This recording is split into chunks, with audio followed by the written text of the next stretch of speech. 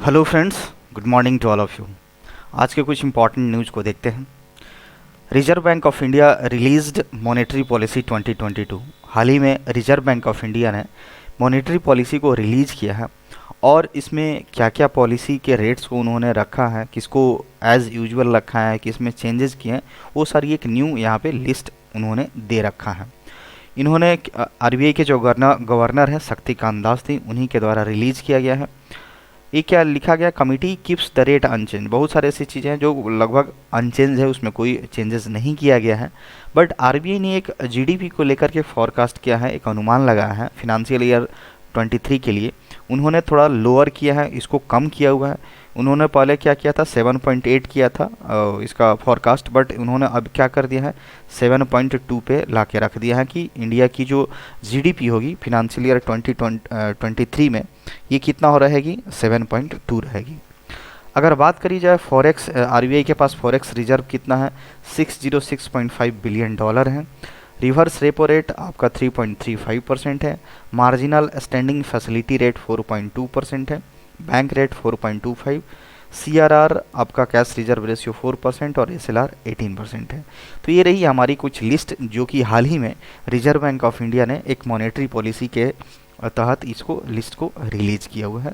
तो ये सारे कुछ जो न्यूमेरिकल वैल्यूज़ बोल सकते हैं या फिर परसेंटेज हैं, ये हमको ध्यान में रखना है। नेक्स्ट है हमारा ICICI securities and Coverstack join hands to offer insurance. ICICI security और कॉपर स्टेक्स दोनों ने क्या किया है, एक अग्रीमेंट साइन किया है, एक टाई अप किया हुआ है, ताकि वो क्या कर सके, अपने कस्टमर्स जो भी उनके हैं उनको क्या इंश्योरेंस प्रोवाइड करा सके।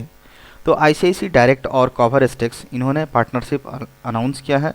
इस साइट का उन्होंने नाम दे रखा है, इस पे वो इंश्योरेंस ऑफर करेंगे, ICICdirect.com, जो कि कॉपर स्टेक के द्वारा पावर्ड किया जाता है, रेगुलेट कराया जाता है। इसमें उनको क्या बहुत सारी फैसिलिटी प्रोवाइड कराई जाएगी, जैसे टेक्निकल सॉल्यूशंस हो गया, इंश्योरेंस को लेकर के इंफ्रास्ट्रक्चर्स, फिनेंशियल सर्विस और इंश्योरेंस प्लेयर्स, इसमें इन सारी चीज़ों को लेकर के उनको इंश्योरेंस प्रोवाइड कराया जाएगा। तो ये रही बात, हमको इम्पोर्टेंट के तौर पे ये याद रखना, आईसीआईसी सिक्योरिटीज़ और कॉपर स्टेक्स ये दोनों मिले हुए हैं और मिल करके इन्होंने क्या किया है, इंश्योरेंस ऑफर करेंगे अपने कस्टमर्स को। नेक्स्ट है हमारा World Bank AIIB grant RS 7,500 crore loan to Gujarat school project. Gujarat में जो स्कूल प्रोजेक्ट मतलब चल रहा है, उस पर काम जो चल रहा है, उसके लिए वर्ल्ड बैंक ने क्या किया है, वर्ल्ड बैंक और एशियन इंफ्रास्ट्रक्चर इन्वेस्टमेंट बैंक ये दोनों मिलकर के कितना लोन ग्रांट करेंगे, 7,500 बोल सकते हैं, 7,500 करोड़, जो कि Gujarat government mission school excellence project के तहत इन्होंने उसको दिया है। तो वर्ल्ड बैंक और AIIB दोनों ने मिल करके ये 7,500 करोड़ का एक लोन उन्होंने पास करा हुआ है। प्रोजेक्ट क्या है, to improve the quality of education in state. ये जो इस स्टेट में गुजरात की बात करें तो इसका टारगेट ये है कि इस स्टेट के एजुकेशन की क्वालिटी को काफ़ी बेहतर बनाया जाए, उसको इम्प्रूव किया जाएगा। तो यही इस प्रोजेक्ट्स का लक्ष्य है। स्टेट गवर्नमेंट इसमें खुद कितना लगाएगी, 10,000 करोड़ इन कमिंग 5 ईयर्स। अगले 5 साल की बात करें तो गुजरात सरकार 10,000 करोड़ ये एजुकेशन सेक्टर पे लगाने वाली है, इसकी क्वालिटी को बेहतर करने के लिए। इसमें ये फंड्स में क्या क्या होगा, किस चीज़ों पे खर्च किया जाएगा, नया क्लासरूम बनाने में, smart classroom, new computers lab, tinkering labs, ये सारी चीज़ों को बनाने में, इंफ्रास्ट्रक्चर्स को बिल्डअप करने में, इन सारी चीज़ों को यहाँ पे मदद ली जाएगी और इससे इसका प्रोजेक्ट्स का लाभ मिलेगा। MD and CFO world bank के अभी कौन है, अंशुला कांत जी हैं, MD और CEO। नेक्स्ट हमारा है, ये काफ़ी इंपॉर्टेंट न्यूज है हमारी, ये Ketanji Brown Jackson as the first black women US supreme court जज। ये US की सुप्रीम कोर्ट है, अमेरिका के सुप्रीम कोर्ट की पहली ब्लैक वोमेन बोल सकते हैं, पहली अश्वेत महिला यहाँ पे सुप्रीम कोर्ट की जज बनी है। उनका नाम क्या है, केतांजी ब्राउन जैक्सन उनका नाम है। ये जो अमेरिका की जो सेनेट है, उन्होंने इनको कंफर्म कर दिया है कि ये सुप्रीम कोर्ट की पहली अश्वेत महिला जज बनेंगी। इनका वोटिंग किया गया है और ये अगर तीसरी महिला है, तीसरी ब्लैक जज बनेंगी। अगर जैक्सन की बात करें तो तीसरी ब्लैक जज बन रही है आफ्टर थरगुड मार्शल एंड थॉमस, ये और इनके पहले 2 और ब्लैक जज बन चुके हैं, तो ये तीसरे नंबर की ब्लैक जज हैं। अगर केवल वुमेन की बात करें, अगर केवल महिला जज की बात करें, तो केवल महिला के लिए ये 6ठे नंबर पे आती हैं, 6th वुमेन बनेगी। अगर ब्लैक जज की बात करें जाए तो तीसरी है और पहली महिला ब्लैक जज बनी हुई है। See the second youngest member of the court after जज बैरेट, तो ये सबसे सेकेंड यंगेस्ट मेंबर हैं इसकी।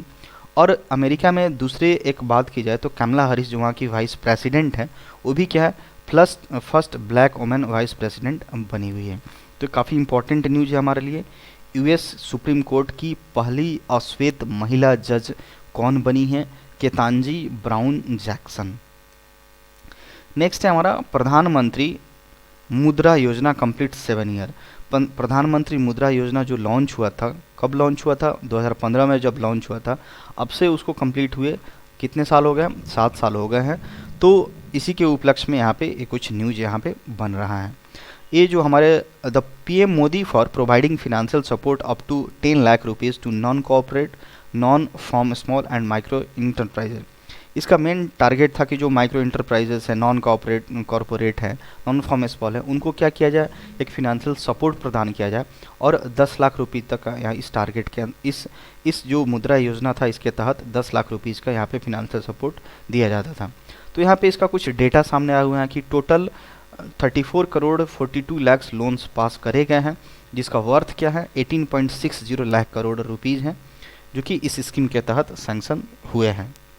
68% अगर इसमें जितना सारा लोन सैंक्शन हुआ है, उसमें से 68% टोटल लोन्स का 68% केवल और केवल किसको दिया गया है? वुमेन एंटरप्रेन्योर्स को दिया हुआ है।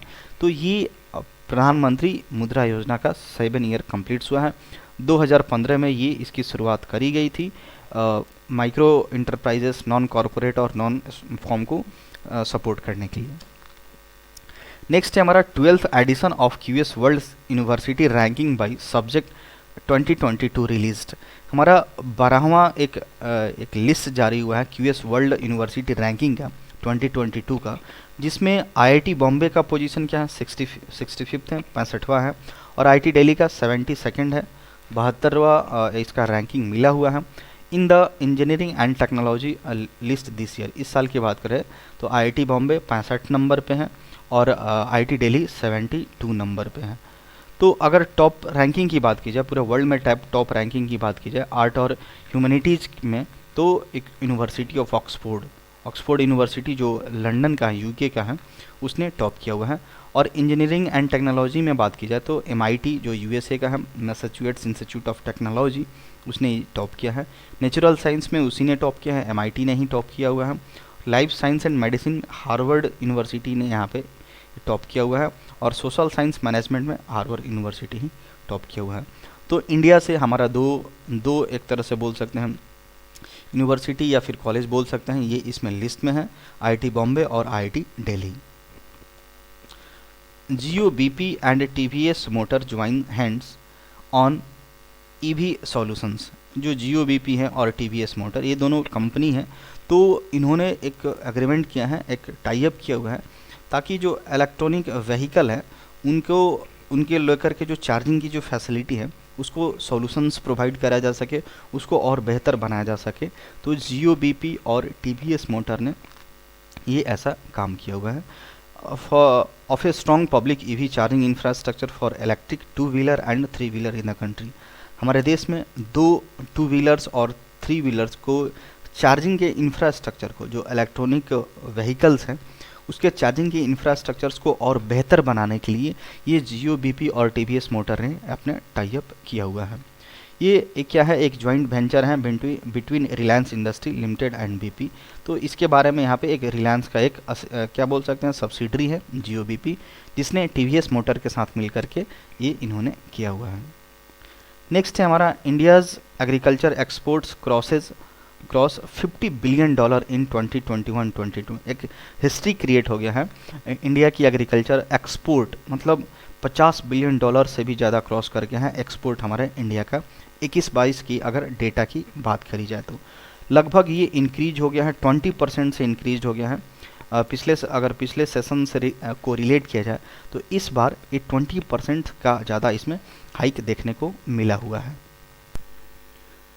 अगर बात की जाए वीट के एक्सपोर्ट की, तो वीट के एक्सपोर्ट को यहाँ पे देखा जा रहा है कि लगभग 4 गुना बढ़ोतरी हुई है। पहले कितना था, पहले के सेशन में 568 मिलियन था, जबकि अब 21-22 वाले सेशन में $2.12 बिलियन तक पहुंच गया है। तो वीट का एक्सपोर्ट काफ़ी ज़्यादा बढ़ा है, मतलब 4 गुना के करीब बढ़ा हुआ है। और ये जो एक्सपोर्ट में जो बढ़ोतरी देखी गई है, खास करके कुछ बेसिक चीज़ों को लेकर के यहाँ पे इसका बढ़ोतरी को रेट किया गया है, जैसे राइस का, shipment of rights, marine products का, sugar, buffalo meat, raw cotton और वीट, इन सारी चीज़ों को बेस मानते हुए यहाँ पे इसमें काफ़ी ज़्यादा बढ़ोतरी हुई है। अगर इंडिया की बात की जाए तो जितना वर्ल्ड मार्केट है, राइस का जितना टोटल वर्ल्ड मार्केट है, उसका अकेले 50% इस पर इंडिया ने कैप्चर किया है। तो हमारे इंडियन एग्रीकल्चर सेक्टर के लिए काफ़ी इंपॉर्टेंट न्यूज़ है और एक्सपोर्ट के माध्यम से भी बेस्ट न्यूज़ है। India will host Indian Asian junior and cadet fencing championship. India क्या करेगा, एशियन जूनियर और कैडेट फेंसिंग चैंपियनशिप्स को ये होस्ट करेगा खुद इंडिया। एक बीड लगा हुआ था जिसने इंडिया ने इसको जीत लिया है। अंडर 20 मेन और वुमेन, और दूसरा क्या है, cadet under 17 boys and girls का फेंसिंग चैंपियनशिप, जो कि कब होगा, 2023 में होगा। कहाँ पे होगा, अहमदाबाद, गुजरात के अहमदाबाद में इसको हेल्ड किया जाएगा। एक फेंसिंग गेम होता है जो कि एक जस्ट लाइक तलवारबाजी बोल सकते हैं, तो उसी के जैसा ये गेम होता है। जो बिड किसके द्वारा सबमिट किया गया, सेक्रेटरी जनरल जो इंडिया में है इस एसोसिएशन के, तो राजीव मेहता जी हैं।